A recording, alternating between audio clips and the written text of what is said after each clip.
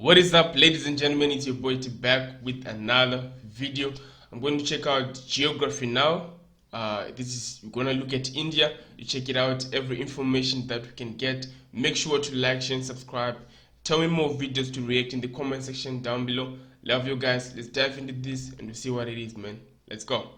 So, we have finally encroached upon the giant India. Some of you have been waiting a long time for this episode. I'm just gonna say straight up, you all know India is incredibly complex and diverse. Even Indians have trouble understanding their own country. Obviously, I won't be able to scratch even the surface in this episode, but I'll try my best. A lot of you Indian geography peeps have helped me along the way, so thank you, and without further ado, let's begin.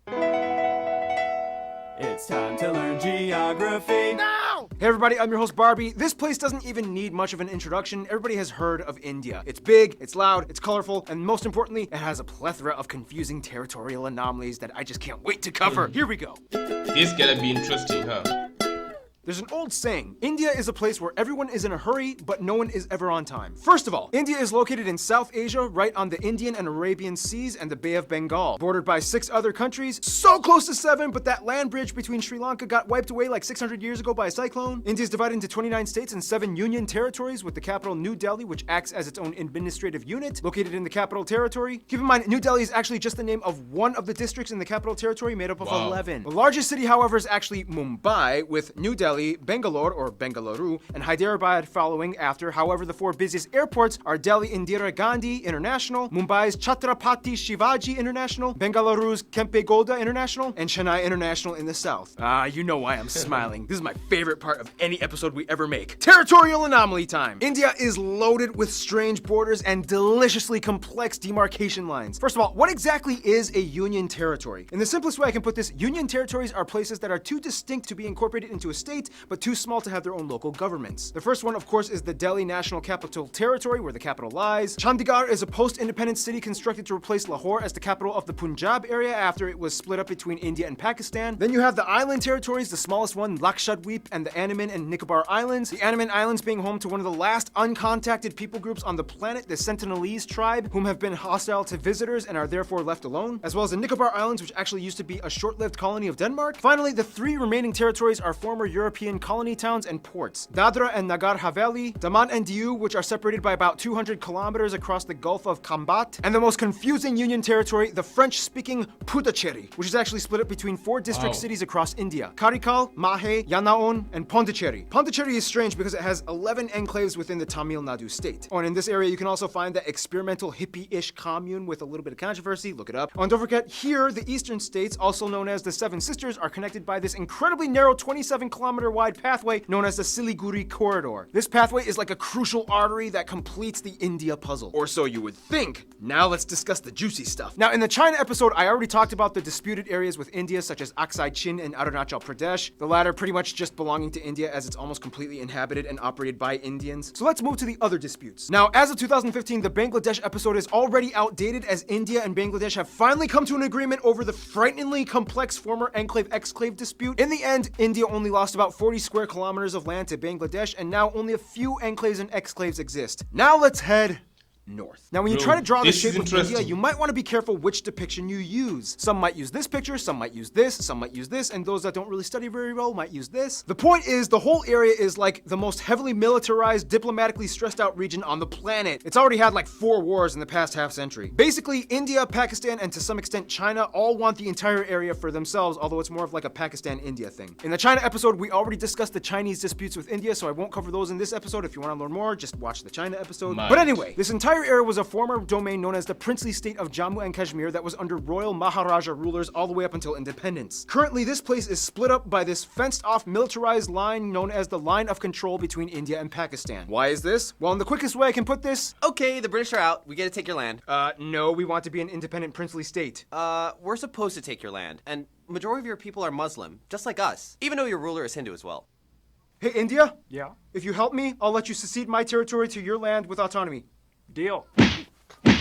Ha! Your problem now! I love how Mike played India. He totally represents India. Oh, and keep in mind, Pakistan's capital, Islamabad, is less than 80 kilometers away from all that drama. The line of control meanders through the mountains until it stops at a point called NJ9842. This is where things get really crazy, because from there you hit the Siachen Glacier, the second longest non-polar glacier in the world, and this is pretty much the dead man zone. After point NJ9842, you hit the actual ground position line, a series of military outposts that extend all the way to the Chinese border. That means everything in this area is ground zero for the Indo-Pak tension. And you know, the crazy thing is there's actually literally small towns of normal, regular civilians living in these areas high up in the mountains, many of which just go about daily life, going to work and raising their families. Otherwise, they have a river dispute with Nepal and various river islands disputed with Bangladesh. Outside of all the dispute stuff though, India not only has the world's second largest road network and 3 of the world's top 10 megacities and their own space program, but they also have a copious abundance of landmarks and notable sites, way too many to list, but some of the ones that you guys, the Indian geography peeps, have told me to mention include places like the abandoned Danush Kodi Ghost City, Golconda Fort, the 4 pillars of Charminar, the Ajanta Buddhist art caves, the Ellora monolithic ruins, Mandu Fortress, the Golden Temple, which feeds over 100,000 people a day, the Gol Gumbaz Mausoleum, the Kalavantin Durg Post, the ruins of Hampi, the hill forts of Rajasthan, Shatrunjaya Hill, which is basically like a mecca for Jains, the Temple of the Bodhi Tree, Jal Mahal, Bangart Fort, the most haunted place in India, Mahabat Maqbara, and keep in mind, just like in China, you can find a Great Wall of India in Rajsamand. There's also the Paritala Anjaneya Temple with the largest statue in India depicting Hanuman, and at over 150 acres, the Sri Rangan Attaswamy Temple, the largest Hindu temple in the world. Oh yeah, and there's also that building with the stuff in the thing. Yo, there's a anyway, lot we could go on of for centuries talking about information here, India's rich constructed domicile, but what it lies on top of is even more fascinating. Nah.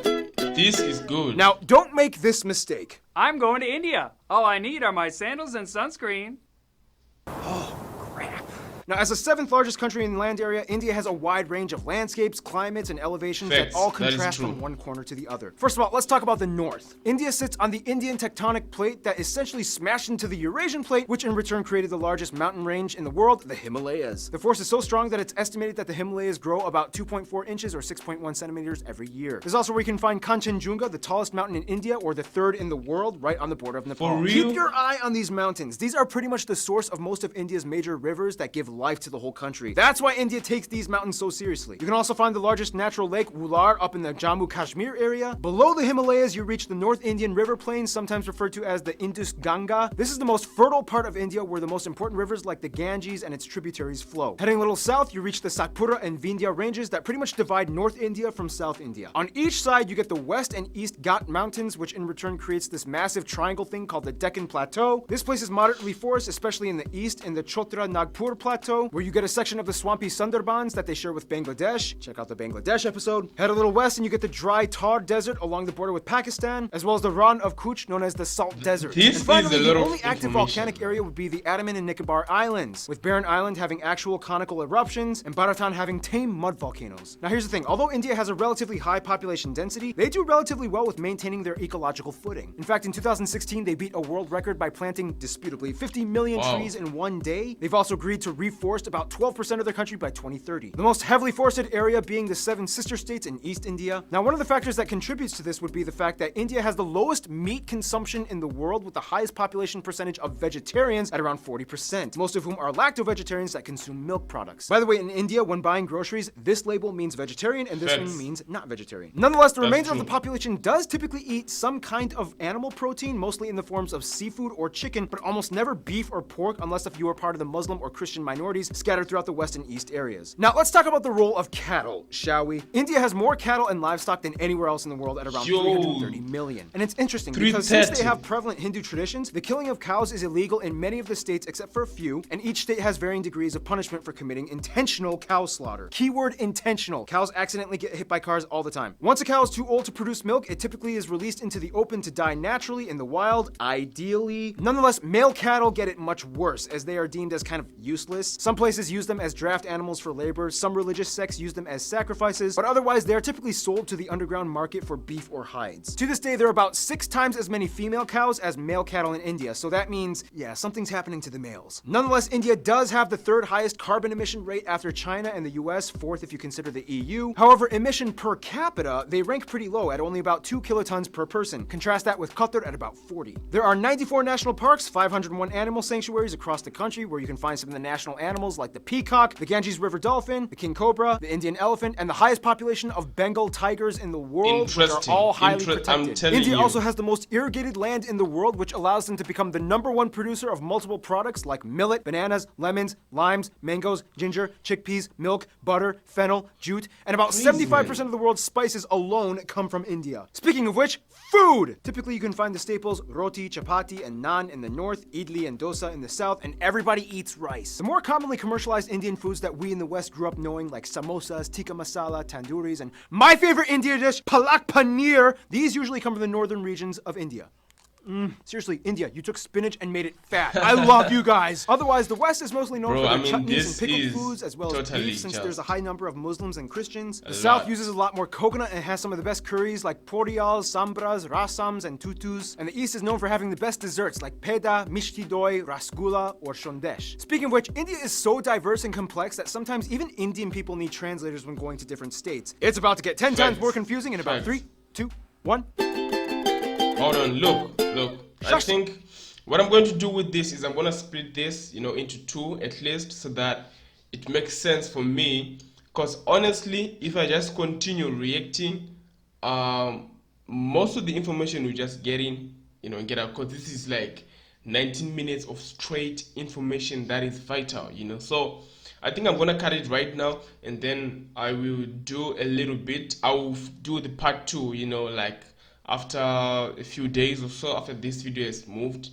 Because this is really good. The information is talking about all these borderlines, knowing about the rivers, knowing about the food, all the information about India. If you just don't know, if you don't look deep enough about India, you'll be surprised. You think maybe like India is just blank, but this is a lot. And I appreciate this, man. I appreciate this. I always just thought like this is too long. The video is too long, and I had no energy to actually react to this video. But it's good. It's good, and I appreciate you guys keeping on telling me that react to this, react to Geography Now, and react to Geography Now India, and here we are.